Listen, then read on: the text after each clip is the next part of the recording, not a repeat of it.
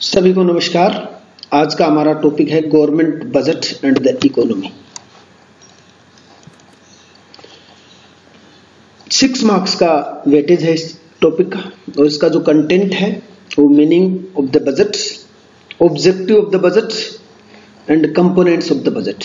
और components of the budget में specially classifications of receipt, capital and revenue receipt and classification of expenditure, capital expenditure and revenue expenditure, and balanced budget, surplus budget and deficit budget. Or especially budget deficit, their meaning and implications. There are three type of deficit: revenue deficit and its implication, fiscal deficit and its implication, and primary deficit and its implication. तो हम start करते हैं। Budget क्या? In the month of February India के लिए important होता है because finance minister of the country presents annual budget of the government in the parliament for the approval of the parliament. Parliament के सामने पेश किया जाता है। उसमें होता क्या है एक्चुअली? उस फाइनेंशियल डॉक्यूमेंट में the financial performance of the government over past 1 year, last 1 साल के में सरकार की क्या परफॉर्मेंस थी, and to know the financial program and policies of the government for the next year. अगले साल के लिए क्या गवर्नमेंट की पॉलिसी एंड प्रोग्राम्स हैं। तो बजट के एक प्रकार से 2 हिस्से होते हैं। One part related to the performance of the government और last past year, and for second part financial programmes and policies for the next year. तो what is the budget? Budget is the statement of estimate of government receipts and government expenditure during the period of financial year, accounting year, fiscal year, you can say. In budget, it also includes government report on its financial performance over the past 1 year.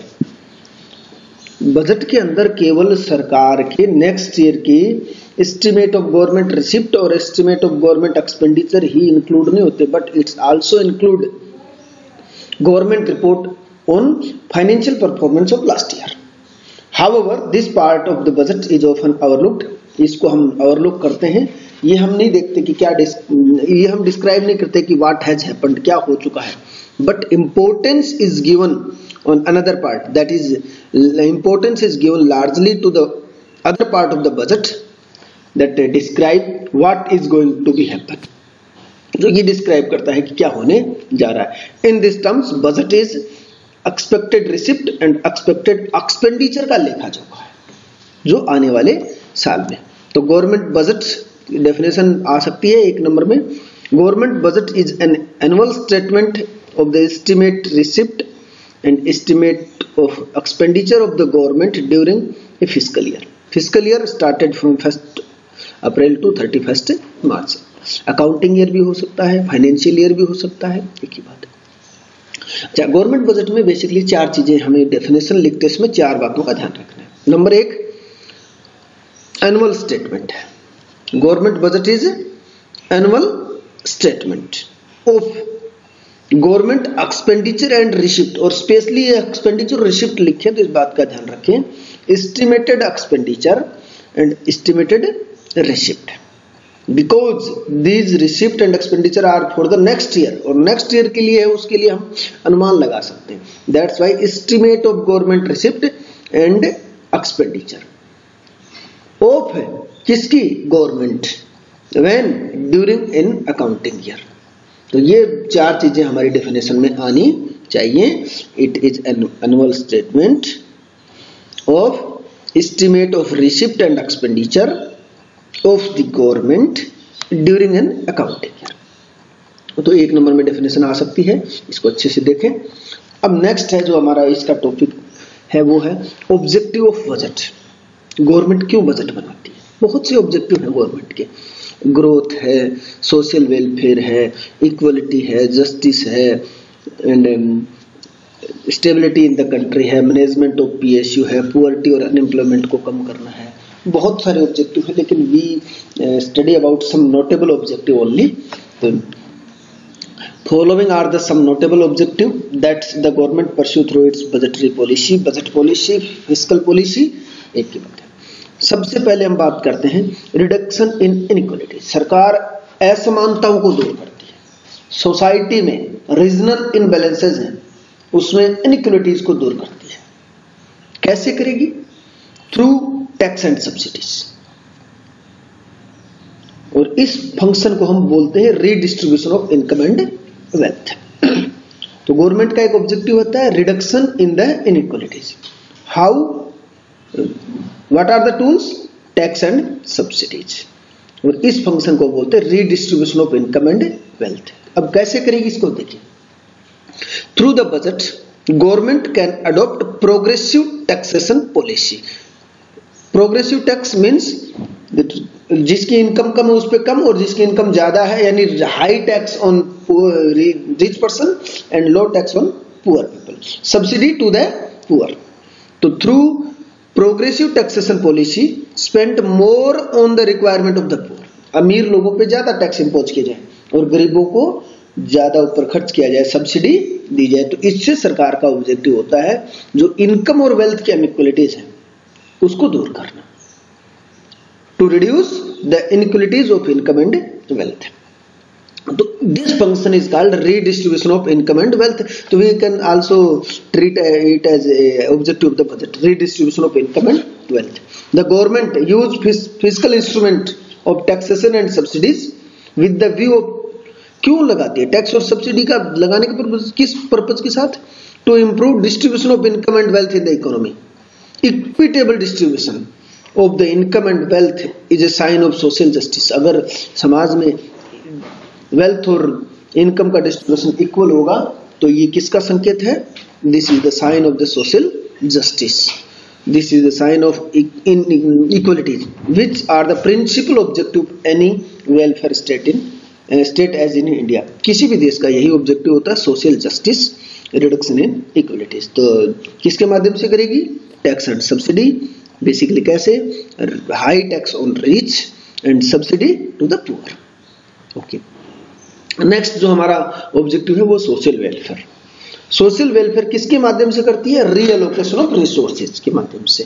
तो इसको हम objective भी लिख सकते हैं, reallocation of resources, लेकिन basically जो objective है that is social welfare. Reallocation of resources means government अपने resources, the government has to reallocate its resources from less priority area to more priority areas to achieve its social and economic objective। अब less priority और मोर priority area क्या है? Less priority area वो है जहां जिन areas में production की आवश्यकता नहीं है, वो हम ज्योग्राफिकल एरिया भी कह सकते हैं और गुड्स के प्रोडक्शन एरिया भी कह सकते हैं। और हाई प्रायोरिटी एरिया जिनकी बहुत नेसेसरी है, जैसे हम कह सकते हैं डेली यूज आर्टिकल्स हैं, फूड ग्रेन्स हैं, these are the areas of the high priority. अब गवर्नमेंट क्यों करती है, प्राइवेट क्यों नहीं कर सकते? तो हम प्राइवेट देखिए, हम देखते हैं कि प्राइवेट इंटरप्राइजेज हैं वो अपनी इंडस्ट्री प्रॉफिट के लिए तो रन करते हैं। हमारे मोहल्ले में सड़क पार्क बनाना है या बेसिक इंफ्रास्ट्रक्चर, बिजली पानी सड़क की फैसिलिटी प्राइवेट इंटरप्राइजेज नहीं करते। क्यों? क्योंकि उसमें बेनिफिट नहीं है। तो ये लेकिन प्रायोरिटी वाली चीजें हैं। तो ऐसी चीजें कौन इन पे ऊपर अपने रिसोर्सेज खर्च लगाएगा? गवर्नमेंट। तो government has to reallocate the resources from less priority area to more priority area. Why? To achieve social and economic objective. Private enterprises will always desire to allocate resources to those areas of the production where profit are high। और जहां ज्यादा profit होगा वहीं अपने resources लगाएंगे। But government अपने resources वहां लगाएगी जहां सोशल वेलफेयर ज्यादा होगा।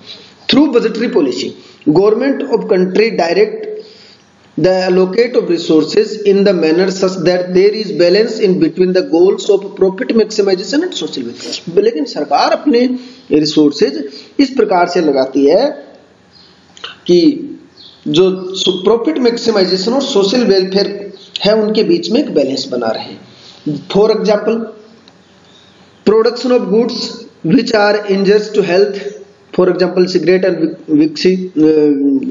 विस्की है, उनके प्रोडक्शन को गवर्नमेंट डिस्करेज करती है। प्राइवेट उनके प्रोडक्शन को इंक्रीज कर सकते हैं because they can earn money, but they are the injurious for the health, society के लिए अच्छे नहीं, लेकिन सरकार इनके ऊपर अपने रिसोर्सेज नहीं लगाएगी, इनके ऊपर हैवी टैक्स लगा देगी। In other and production of food grains और we can say useful items, for example khadi, stationery, इनकी प्रोडक्शन को गवर्नमेंट इंक्रीज करेगी थ्रू सब्सिडी। तो गवर्नमेंट खुद उन एरियाज में प्रोडक्शन करेगी, उन गुड्स का प्रोडक्शन करेगी जो सोशल वेलफेयर को इंक्रीज करते हैं, और जो सोशल वेलफेयर को डिक्रीज करते हैं उनके प्रोडक्शन को डिस्करेज करेगी। गवर्नमेंट प्रॉफिट नहीं देखती, गवर्नमेंट का पर्पज होता है social welfare. Private enterprises can run for profit but government reallocate its resources for the social welfare. This is the aim of the government, aim of the budget to increase social welfare. Next, economic stability. Government budget के माध्यम से देश में स्थिरता लेके, economic stability means neither inflation neither deflation, ना तो बहुत ज्यादा महंगाई हो ना बहुत ज्यादा मंदी हो। कंज्यूमर और प्रोड्यूसर सबके लिए अच्छी सिचुएशन, सो हमको उसको कहेंगे stability, economic stability. The government has tried to prevent business fluctuations and maintain economic stability to maintain the price stability and the correct business cycle. सरकार बजट के माध्यम से क्या करेगी? इकोनॉमिक स्टेबिलिटी के लिए करती है, प्राइस स्टेबल रहे, कोई बिजनेस फ्लक्चुएशन ना हो, उतार चढ़ाव ना हो, और free play of market forces. हम माइक्रो में पढ़े हैं कि अगर मार्केट में किसी वस्तु की प्राइस डिसाइड होती है मार्केट फोर्सेस से, तो वो बहुत ज्यादा और बहुत लो भी हो सकती है, that depend on demand and supply.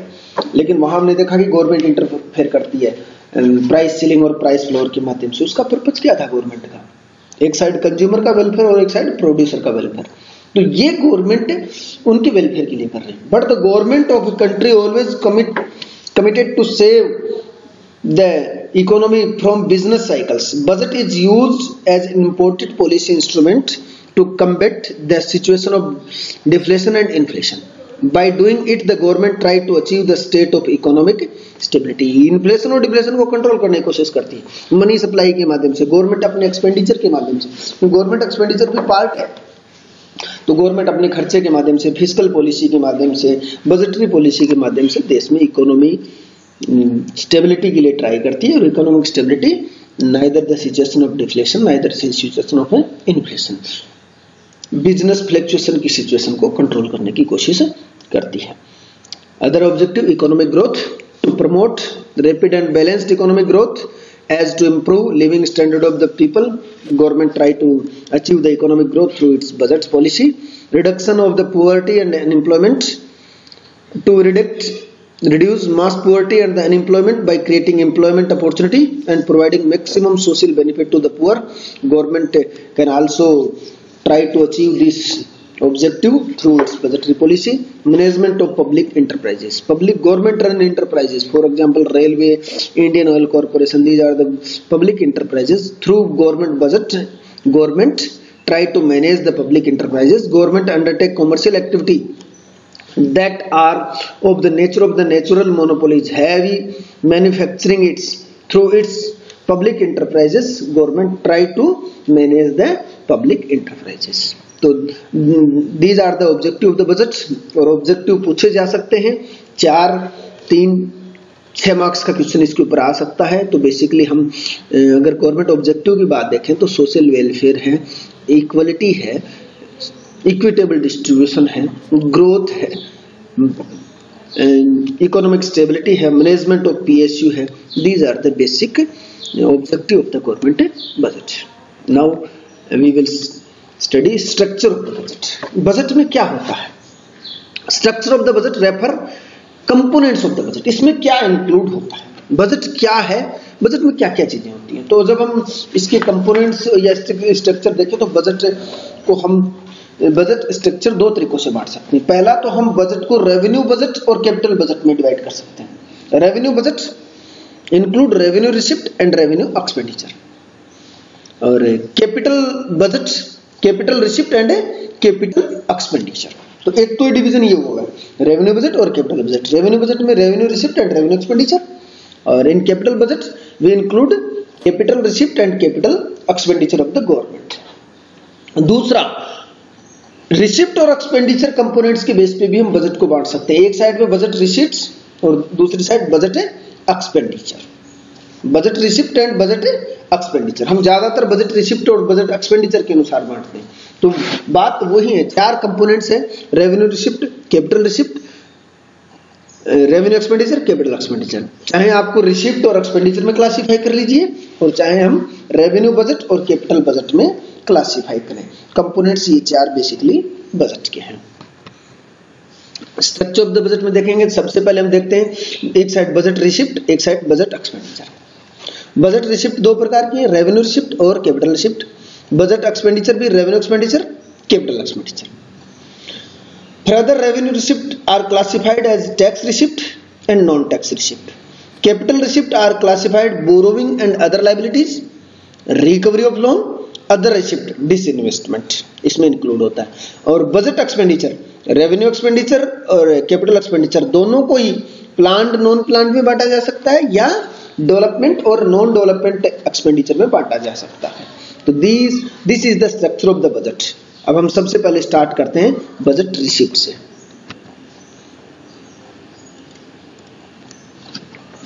Budget receipt क्या है? Budget receipt refer to estimate money receipt of the government from all sources. अगले एक साल के लिए फाइनेंशियल ईयर के दौरान सरकार को मनी रिसिप्ट, पैसा मिलना चाहिए किसी भी सोर्स से, ऑल सोर्सेज, उसको हम बजट रिसिप्ट कहते हैं। Budget receipt refer to estimated money receipt of the government from all sources during fiscal year। और जो रिसिप्ट्स हैं उसको हम दो भागों में बांटते हैं। There are two type of receipt, revenue receipt and capital receipt. तो सबसे पहले हम देखते हैं कि रेवेन्यू रिसिप्ट क्या होती है। रेवेन्यू रिसिप्ट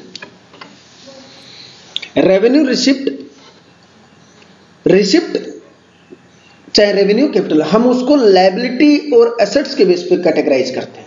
ऐसे ही एक्सपेंडिचर को भी हम रेवेन्यू और कैपिटल में बांटेंगे तो लायबिलिटी और एसेट्स में क्रिएट करते हैं। तो इस चैप्टर स्टार्ट करने से पहले हमें ये बात ध्यान रखें, लायबिलिटी क्या होती है। लायबिलिटी हमारी देनदारियां होती हैं जिसको हमें पे करना पड़ता है, फ्यूचर में पे करेंगे। Liability payment which have to pay in future, जो हमें पे करना पड़ेगा, वापस करना पड़ेगा, that is called liabilities. Assets, जो हमारे पास एसेट्स क्रिएट हो रही है शेयर मार्केट में, या कोई वस्तु हमारे पास आ रही है, कोई हम मशीनरी खरीद रहे हैं, these we can say assets. तो बजट रिसिप्ट और एक्सपेंडिचर को हम लायबिलिटी और एसेट्स में क्रिएट करेंगे। तो सबसे पहले हम देखते हैं revenue receipt. Revenue receipt, these receipt may be defined as, कैसे डिफाइन करें? As those money receipt of the government which neither create a liability for the government, जो ना तो लायबिलिटी क्रिएट करे यानी फ्यूचर में वापस नहीं देनी है, nor lead to reduction in assets of the government during an fiscal year, ना अभी हमारी कोई एसेट्स कम हुई, यानी हमने ऐसी मनी रिसिप्ट जिसको नाइदर क्रिएट लायबिलिटी यानी हमें फ्यूचर में वापस नहीं करनी है और अभी हमारी एसेट्स कम नहीं हुई है, यानी हमारी एसेट्स और लायबिलिटी पे कोई इफेक्ट नहीं पड़ा। We can say the revenue receipt are those receipt which do not affect liability and assets of the government during an accounting, which don't influence liability and assets of the government. The receipt, इसके दो character. पहली these receipt, पहला ये है कि these receipt do not create any corresponding liability for the government, यानी ये liability को इफेक्ट नहीं करती है। For example tax receipt, government को टैक्स से आमदनी हो गई और कोई गवर्नमेंट वापस भी नहीं देगी, कोई उसकी लायबिलिटी नहीं है। दूसरा फीचर है इसका, these receipt do not cause any reduction in assets of the government, इसमें कोई भी एसेट सरकार की कम नहीं होती, यानी तुरंत सरकार, जैसे income from public enterprises, railway की इनकम सरकार को मिली है तो सरकार की कोई एसेट्स कम नहीं हुई है, वो इसका प्रॉफिट है। तो अब जब हम बात देखें कि रेवेन्यू रिसिप्ट की एग्जांपल, तो रेवेन्यू रिसिप्ट को हम दो भागों में बांटते हैं, टैक्स रिसिप्ट और नॉन टैक्स रिसिप्ट। टैक्स, जितने भी टैक्स हैं सारे के सारे टैक्स रिसिप्ट रेवेन्यू रिसिप्ट है। और नॉन टैक्स रिसिप्ट्स में fees, licence fees, penalties, gift, grant, asset, special assessment, income from forfeitures, income from sale of spectrums, interest received, ये सारी की सारी इनकम है वो नॉन टैक्स रिसिप्ट में आती है। ये रेवेन्यू रिसिप्ट है सारी, because these receipt do not create liability and do not reduce assets of the government, ये हम लिखेंगे। तो all taxes, GST, income tax, corporate tax, sale tax, custom duty, excise duty, gift tax, all are the revenue receipt। और fee, fine, licence, gift, grant, asset, special assessment, इनसे जो income हो रही है वो क्या होगी, दिस इज द एग्जांपल, उनसे जो इनकम हो रही है वो रेवेन्यू रिसिप्ट है, सारे के सारे रेवेन्यू रिसिप्ट है। तो revenue receipt can be classified in two ways, tax receipt और नॉन टैक्स रिसिप्ट। इनसे क्यों है ये revenue receipt, because these receipt do not create liability for the government and do not reduce assets of the government. सबसे पहले हम बात करें व्हाट इज टैक्स, टैक्स क्या है, थोड़ा सा इस पे हम जल्दी पढ़ेंगे इसको। Tax is a compulsory payment paid to the government by the household firms और अदर यूनिट्स, जो सरकार को दिए जाने वाला नेसेसरी पेमेंट है। और tax payer can't expect any service और benefit from the government in return. हम टैक्स दे रहे हैं, मैं टैक्स दे रहा हूं, आप टैक्स दे रहे हैं, तो हम बदले में सरकार से कोई किसी प्रकार की बेनिफिट को एक्सपेक्ट नहीं कर सकते। फीचर्स ऑफ टैक्स कंपल्सरी है, इसको हम डिनाइड नहीं किया जा सकता। पब्लिक टैक्स है, गवर्नमेंट इसलिए कलेक्ट करती है कि उसको पब्लिक वेलफेयर पे खर्च करेगी। Next, no proportion relation between the tax and the benefits, सरकार ये जरूरी नहीं कि जितना टैक्स लेगी उतना ही सरकार उसके ऊपर खर्च करेगी। Payment of tax personal responsibility of individual, जिसके ऊपर टैक्स लगाया जाता है वो उसकी रिस्पॉन्सिबिलिटी है। और लीगल प्रोसीजर है, इसको हम डिनाई नहीं कर सकते, कानूनी रूप से ये सही होती है। टाइप ऑफ टैक्सेस, टैक्सेस को हम तीन भागों में बांट सकते हैं मोटे मोटे, वैसे तो बहुत सारे टाइप्स कर सकते हैं। एक होता है प्रोग्रेसिव और रिग्रेसिव टैक्स, एक होता है value added and specific tax, और एक डायरेक्ट और इनडायरेक्ट टैक्स। तो हमारा थोड़ा सा डायरेक्ट और इनडायरेक्ट टैक्स को आप देख लेंगे ध्यान से। तो progressive tax and regressive tax, value added and specific tax, direct और इनडायरेक्ट। तो प्रोग्रेसिव टैक्स वो होता है implies that the rate of tax increase with increase in income, income बढ़ने के साथ है। रेट ऑफ टैक्स, जैसे आपकी इनकम 10,000 है तो आपका 10% टैक्स, 20,000 है तो 20% टैक्स, 5 लाख तक मिल, 5 लाख से 10 लाख तक 10%, फिर आगे 20% तक 30%। इनकम बढ़ने के साथ साथ जो टैक्स बढ़ रहा है वो प्रोग्रेसिव टैक्स है। और progressive tax are equitable, the real burden is more on the rich और less on the poor. Progressive tax का बर्डन है वो अमीरों पे ज्यादा और गरीबों पे कम होता है। दूसरा रिग्रेसिव, उल्टा, regressive tax implies that the rate of tax decreases with increase in income, और इसका बर्डन गरीब पे ज्यादा होता है। सपोज तो अंबानी के ऊपर 10 लाख का टैक्स, 10% टैक्स लगाया गया तो उनके बाद में भी बहुत सी प्रॉपर्टी बचती है, लेकिन गरीब आदमी जो 500,000 रुपए कमा रहा है उसके ऊपर टैक्स लगाएंगे तो उसके ऊपर बर्डन ज्यादा पड़ता है। तो प्रोग्रेसिव टैक्स में rate of tax increase with increase in income, regressive tax में rate of tax is decreases with increase in income, उल्टा होता है। नेक्स्ट है value added and specific tax. Value added tax जो हम नेशनल इनकम में पढ़ा था, value added tax is an indirect tax which is imposed on value added at very stage. जितनी वैल्यू एड हो रही है, कोई सामान हमने 10 रुपए का खरीदा 20 में बेचा, तो यहाँ 10 रुपए वैल्यू एड है, तो 10 रुपए के ऊपर टैक्स है वो वैल्यू एडेड है। Specific tax, when tax is levied on commodity, उसकी वैल्यू पे नहीं, उसकी कमोडिटी पे, नंबर पे, साइज पे, वेट पे टैक्स लगाया जाता है, that is called a specific tax. अब नेक्स्ट जो हमारा इंपॉर्टेंट है डायरेक्ट टैक्स। डायरेक्ट टैक्स जिसके ऊपर लगाया जाता है बर्डन वही बियर करेगा, नाम से स्पष्ट है। The burden of the tax, direct tax has to be borne by the person on whom it is imposed. For example, income tax is imposed on the income of a person and he himself bear its burden. Income tax, corporation tax, gift tax, wealth tax are the example of the direct tax.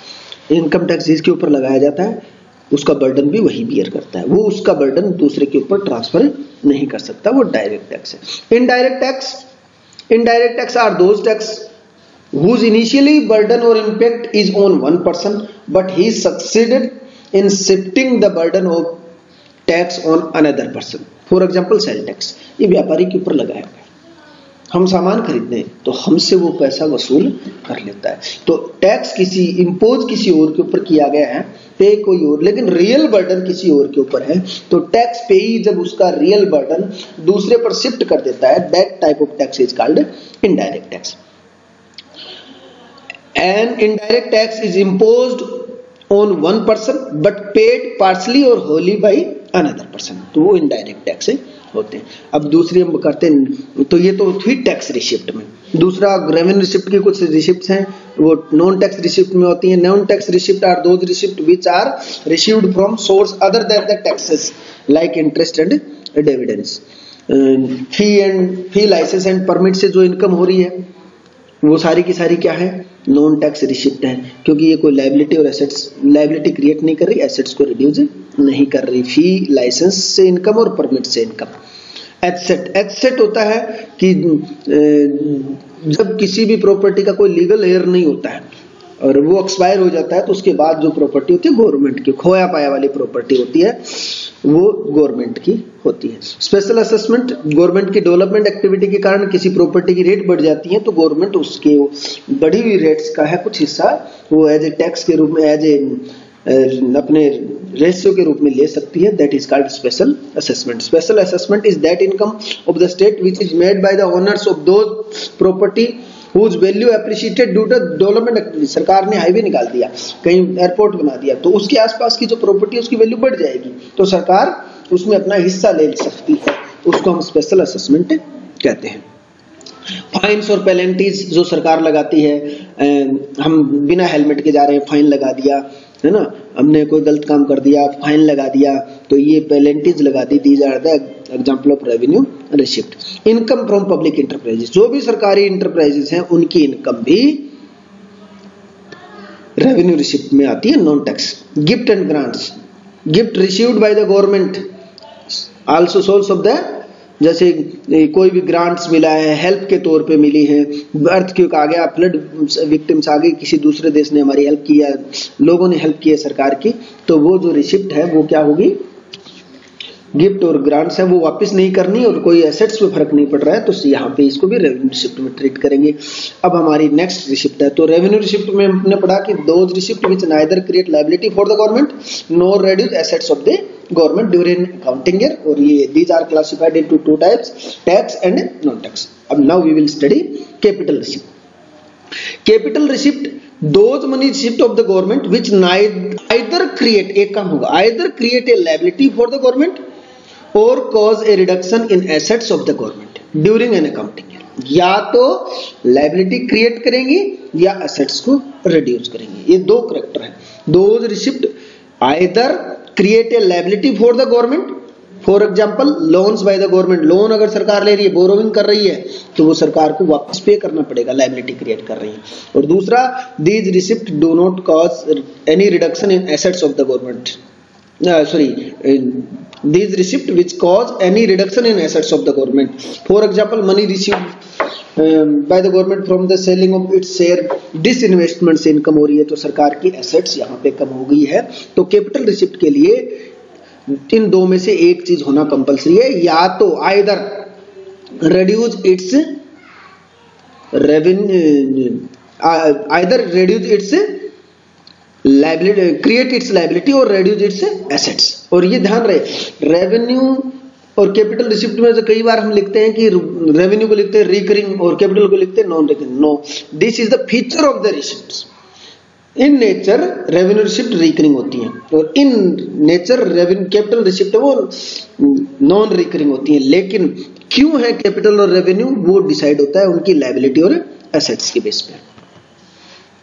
Bharat में जब हम revenue receipts की बात करें तो इसको हम तीन क्लासिफिकेशन करते हैं, recovery of loan, other receipt and borrowing. तो बोरोविंग की बात करें तो बोरोविंग में कई बोरोविंग एंड अदर लायबिलिटीज, कई बार आजकल कई जगह लिख देते हैं small savings, that are the example of the borrowing. जैसे एनएससी के माध्यम से, राष्ट्रीय किसान विकास पत्र है, इनके माध्यम से सरकार, लोग अपने स्मॉल सेविंग्स को सरकार के पास जमा करवाते हैं, that is also forms of the borrowing.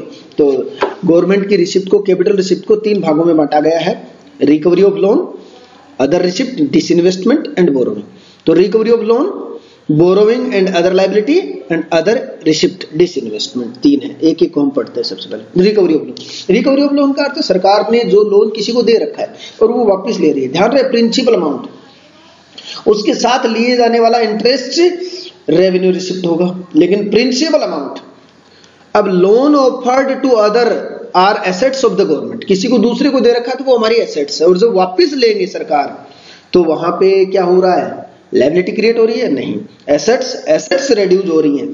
तो accordingly recovery of loan cause a reduction in assets of the governments, so it is treated as a capital receipt. It may be noted that the central government offer loan to the state government and union territory to cope with their financial requirement, और हम दूसरे देशों, छोटे देशों को भी help करते हैं, तो जो हम लोन दे रहे हैं वो वापस लेंगे तो उससे हमें गवर्नमेंट को रिसिप्ट मिलती है, लेकिन वहां पे गवर्नमेंट की एसेट्स कम हो रही हैं, इसलिए वो कैपिटल रिसिप्ट में आएगा। लेकिन एक बात ध्यान रखें, लोन के समय में जो इंटरेस्ट मिल रहा है हमें, तो वो रेवेन्यू रिसिप्ट होगा, क्योंकि वो लायबिलिटी और एसेट्स को इफेक्ट नहीं कर रहा। सेकंड, बोरोविंग, कोई भी उधार, वाइल लेंडिंग क्रिएटिंग एसेट्स, जैसे हम उधार देते हैं तो हमारी एसेट्स बनती है, ऐसे हम बोरोविंग लेंगे, उधार लेंगे तो लायबिलिटी क्रिएट करेगी, बिकॉज वो हमें वापस पे करना है। Accordingly borrowing are to be treated as capital receipt because it may create liability it create liability for the government. और गवर्नमेंट जो मनी लेती है वो जनरल पब्लिक से लेगी, रिजर्व बैंक ऑफ इंडिया से या रेस्ट ऑफ द वर्ल्ड से कहीं से भी उधार लेगी, लेकिन बोरोविंग क्रिएट करती है। और बोरोविंग में आजकल हम छोटा सा एक नाम लिख सकते हैं, other liability, small savings, government small saving से भी पैसा इकट्ठा करती है, गवर्नमेंट की रिसिप्ट है, but they are the liability for the government, that's why they are also included in borrowing because they create liability, that's why they are the part of the capital receipt. other receipt, disinvestment से जो income हो रही है वो capital receipt है। क्यों? Disinvestment occurs when the government sell its share of the public enterprises to the private sector. Government अपने किसी फर्म को पूरा या उसके कुछ शेयर अगर प्राइवेट सेक्टर में बेच देती है तो वो डिसइन्वेस्टमेंट है, और डिसइन्वेस्टमेंट से जो इनकम है वो कैपिटल रिसिप्ट है, because it reduce assets of the government. It involve transfer of the ownership of public sector enterprises to the private sector enterprises, briefly called privatisation, इसको हम प्राइवेटाइजेशन भी बोल सकते हैं। Money received through disinvestment is example of capital receipt because it cause reduction in assets of the government, ये सरकार की assets को कम करता है। तो हमने 3 प्रकार की रिसिप्ट पढ़ी हैं, वो कैपिटल रिसिप्ट होती है, borrowing because it create liability, और disinvestment and recovery of loan से जो इनकम हो रही है that is example of capital receipt because it reduce assets of the government. तो कैपिटल रिसिप्ट में ध्यान रहे 3 ही रिसिप्ट हैं, borrowing create liability, disinvestment and recovery of loan reduce assets, that's why they are treated as a capital receipt. अब हम बात करें बजट एक्सपेंडिचर। बजट एक्सपेंडिचर जो भी खर्चे हैं किसी भी पर्पज से, budget expenditure refer to estimated expenditure of the government, development पे, नॉन डेवलपमेंट पे, प्लान्ड, नॉन प्लान्ड, इनमें हम बांट सकते हैं। तो किसी भी प्रकार का खर्चा expenditure by the government during an financial year is called budget expenditure. इसको भी we can classified in revenue expenditure and capital expenditure. Also same we can classify development and non-development and planned and non-planned. ये ध्यान रहे कि ये 6 classification नहीं है। अगर हम लायबिलिटी और एसेट्स के हिसाब से बांट रहे हैं तो रेवेन्यू और कैपिटल में बटेगा, डेवलपमेंट के बेस पे बांट रहे हैं तो डेवलपमेंट और नॉन डेवलपमेंट में बटेगा, और प्लान्ड के बेस पे बांट रहे हैं तो प्लान्ड और नॉन प्लान्ड में बटेगा। सबसे पहले revenue expenditure. Revenue expenditure the estimated expenditure of the government in A fiscal year which do not create any assets, ना तो कोई एसेट्स मिल रही है और neither cause reduction in liability, ना कोई लायबिलिटी कम हो रही है। और जो फॉर हम देख सकते हैं कि इंटरेस्ट पे कर रहे हैं हम, एक्सपेंडिचर ऑन सब्सिडी दे रही है, एक्सपेंडिचर ऑन डिफेंस कर रहे हैं, पीस मेंटेनेंस के लिए जो खर्च कर रहे हैं, कहीं बाढ़ भूकंप पीड़ित की हेल्प कर रहे हैं, कोरोना पे जो खर्च हो रहा है, तो these are the revenue expenditure. क्यों? क्योंकि इससे सरकार की एसेट्स क्रिएट नहीं हो रही और ना ही कोई लायबिलिटी रिड्यूस हो रही है। इस रेवेन्यू एक्सपेंडिचर के 2 कैरेक्टरिस्टिक्स होते हैं कि या तो ना तो ये एसेट्स क्रिएट करता है और ना ही ये लायबिलिटी को रिड्यूस करता है। These expenditure do not create assets for the government और these expenditure do not cause any reduction in liability for the government.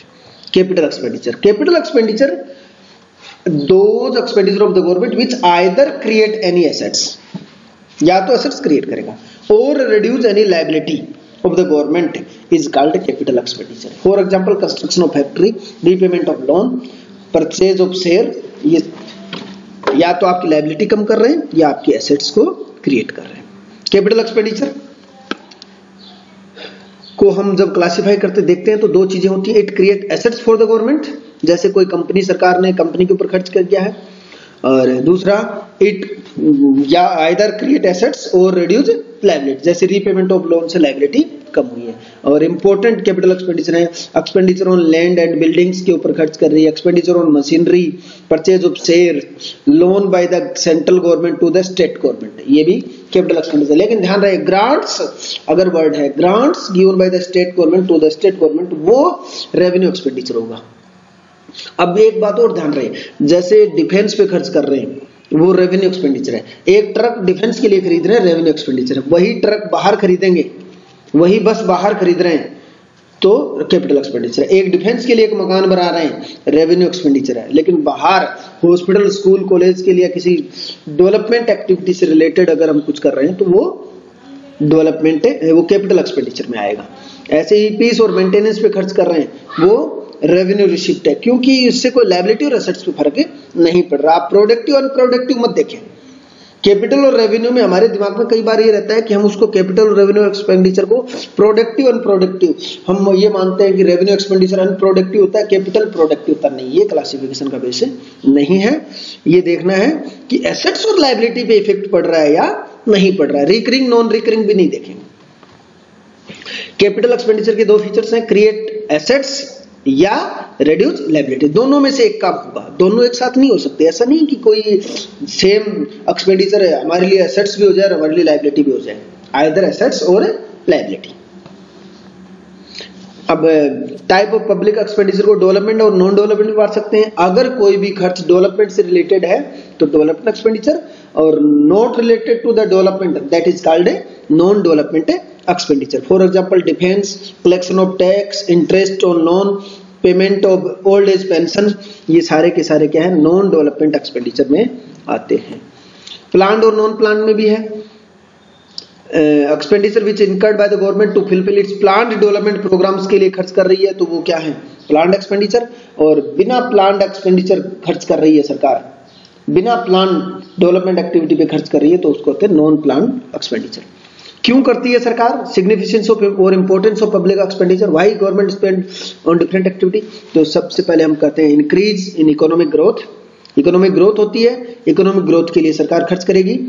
Increase in economic welfare बढ़ाने के लिए, correct depression and check unemployment को खत्म करने के लिए, डिफ्लेशन को दूर करने के लिए, गरीबी को दूर करने के लिए, और रिडक्शन इन इनइक्वालिटी सरकार खर्च करती है, गरीबों को सब्सिडी देगी क्योंकि समाज में जो इनइक्वालिटीज है, इनकम इनइक्वालिटीज और रीजनल इम्बैलेंसेज हैं उनको ठीक करने के लिए भी सरकार खर्च करती है।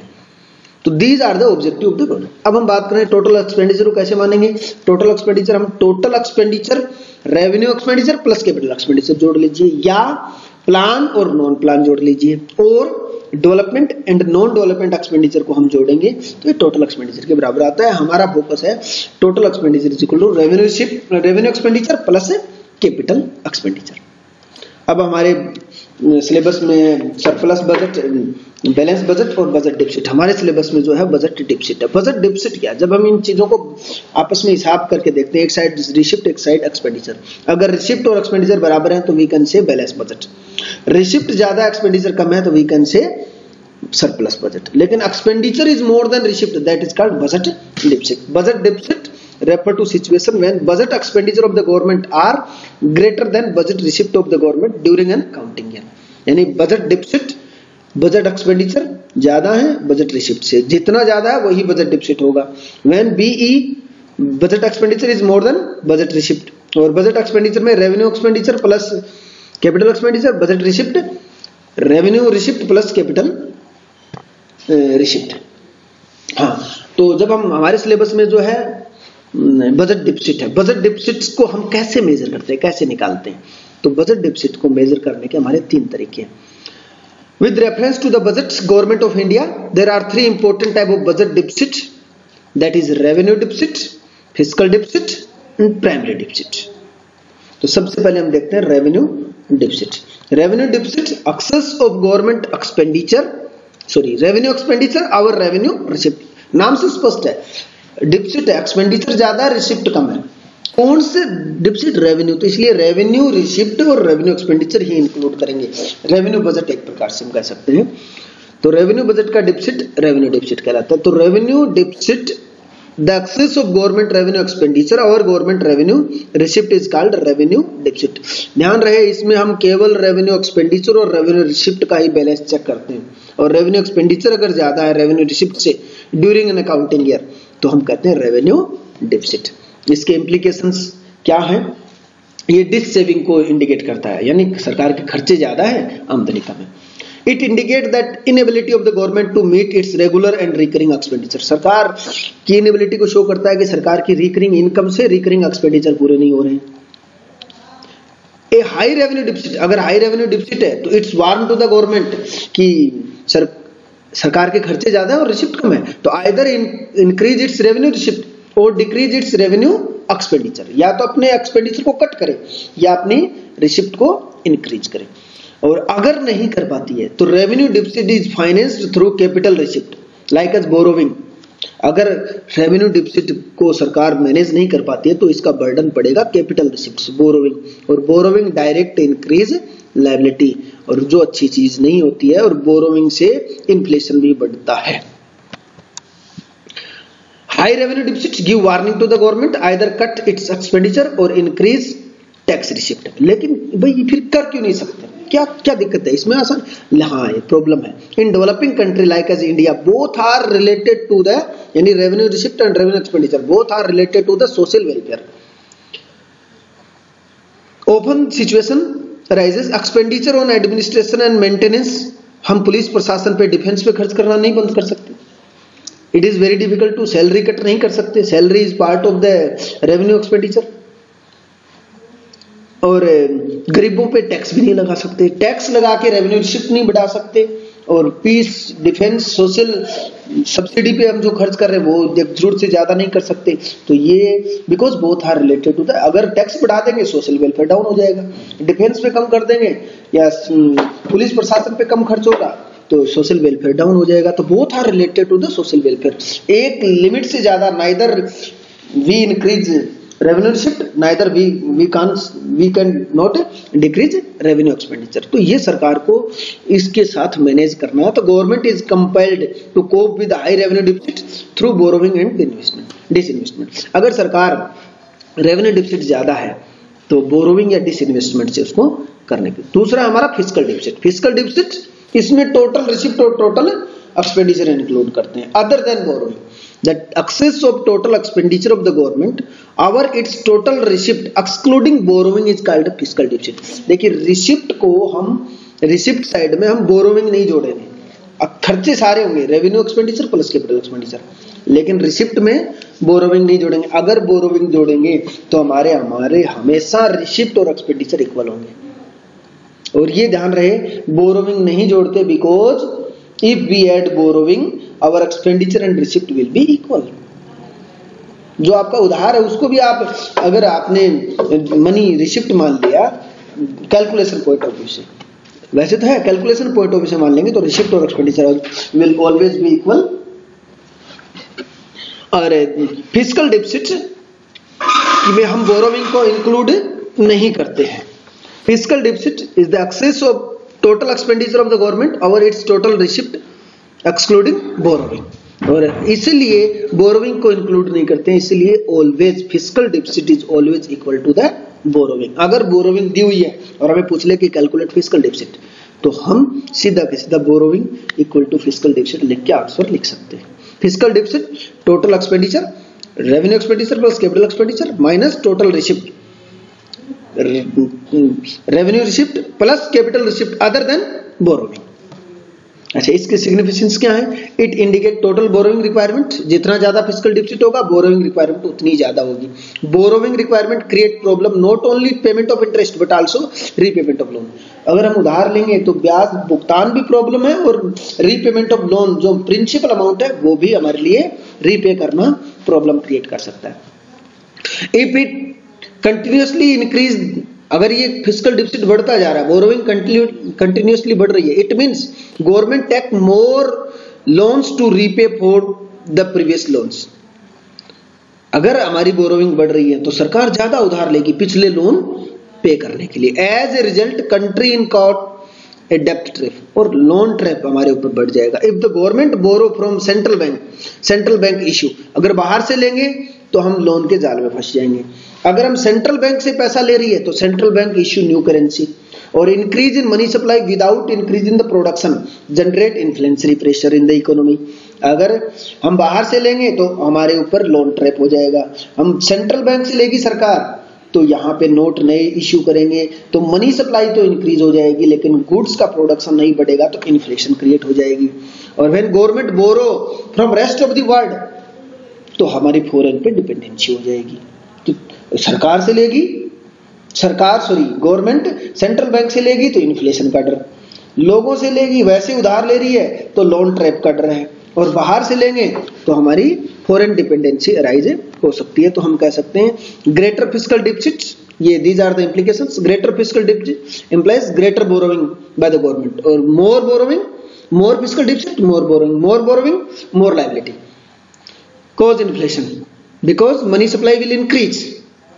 If we borrow money supply will increase, but without increase in the production of goods, money supply अगर ज्यादा होगी तो इन्फ्लेशन होगी।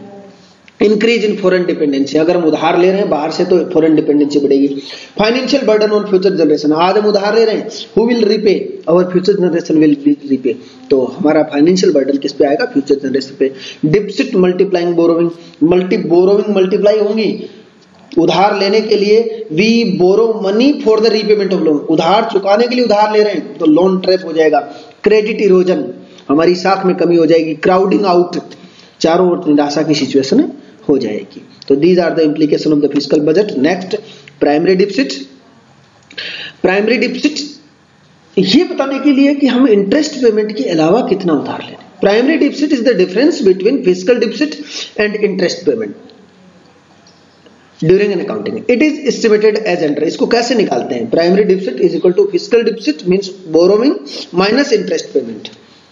तो ये एक प्रकार से ये बता रहा है कि इंटरेस्ट पेमेंट के अलावा, सपोज करो हमारी बोरोइंग 500 है, हम 100 रुपए इंटरेस्ट पेमेंट है, तो हमारा फिस्कल डिफिसिट कितना है 400। तो ये बता रहा है कि 400 है वो हमें उधार ले रहा है, उधार लेना पड़ रहा है अदर देन इंटरेस्ट पेमेंट। अगर इंटरेस्ट पेमेंट नहीं होता तो हमें 400 रुपए ही उधार लेने पड़ते। इसके इंप्लीकेशंस की बात करें, primary deficit show borrowing requirement of the government to meet with their हर expenditures other than interest payment, कि इंटरेस्ट पेमेंट के अलावा सरकार की बोरोइंग रिक्वायरमेंट कितनी है। ये बता रहा है कि ये हमारे जो करंट एक्सपेंडिचर, करंट रिसिप्ट से कितने ज्यादा है other than interest payment. It indicate how much of the government borrow, ये बता रहा है कि सरकार कितना बोरो करेगी, किस लिए, are going to meet expense other than interest payment. Interest payment के अलावा हमारे कितने खर्चे ज्यादा है रिसिप्ट से, हमें कितना उधार लेने की आवश्यकता है। और ध्यान रहे fiscal deficit can be zero, it can be positive, it can be negative. अगर ये नेगेटिव है तो इसका अर्थ ये नहीं कि हमारी बोरोइंग नहीं है, अगर ये जीरो है तो इसका अर्थ ये नहीं कि हमारी बोरोइंग है। Borrowing always equal to fiscal deficit. Primary deficit indicate only borrowing requirement other than interest payment, interest payment को छोड़ के हमारी कितनी उधार है। तो ये ध्यान रहे, it can be positive, it can be negative. और कई बार पूछा जाता है जीरो प्राइमरी डिफिसिट जब फिस्कल डिफिसिट और इंटरेस्ट पेमेंट दोनों बराबर होंगे, 500 माइनस 500 इट मीन्स जीरो। तो वी कैन से कि हमने उधार लिया है वो किसके बराबर है, इंटरेस्ट पेमेंट के। तो we borrow money only for interest payment, in that situation fiscal deficit will be zero. It indicates that the government is only borrowing money to repay the interest of the previous loan. Last loan के repayment, interest payment के लिए ही सरकार उधार ले रही है। तो it zero primary, sometime it is asked what is zero primary deficit. Zero primary deficit is a situation where fiscal deficit is equal to interest payment. It indicates that government borrow money only for interest payment. अगर ये positive है तो इसका अर्थ है हमारी interest fiscal deficit borrowing ज्यादा है, interest payment उससे कम है। और नेगेटिव है तो हम कह सकते हैं कि फिस्कल डिफिसिट हमारी कम है और इंटरेस्ट पेमेंट ज्यादा है। तो ये जो टॉपिक है इसमें जो मोस्ट एक्सपेक्टेड क्वेश्चंस हैं, नंबर 1 ये पूछा जा सकता है कि गवर्नमेंट बजट की डेफिनेशंस क्या है, गवर्नमेंट बजट के ऑब्जेक्टिव, जिसमें 4-5 मेन ऑब्जेक्टिव हैं उनमें से पूछा जाता है, और ज्यादा सोशल वेलफेयर एंड इक्वलिटी के ऊपर फोकस रहता है, बजटरी ऑब्जेक्टिव भी बोलते हैं। और नेक्स्ट जो हमारा classification of receipt and expenditure, budget components, जिसमें prime revenue receipt, revenue expenditure, capital receipt, capital expenditure, इनके डिफरेंस, इनके डिफरेंट टाइप्स है, या इनको हम रिकॉग्नाइज करना, कोई खर्चा या रिसिप्ट दे देंगे और हमें पूछा जा सकता है कि रिसिप्ट और एक्सपेंडिचर में क्लासिफाई करें। उसके बाद डिपसिट, और खास तौर से 3 डिपसिट है, रेवेन्यू डिपसिट, फिस्कल डिपसिट और प्राइमरी डिपसिट, और उनका मीनिंग और उनके इम्प्लीकेशन। धन्यवाद बहुत बहुत।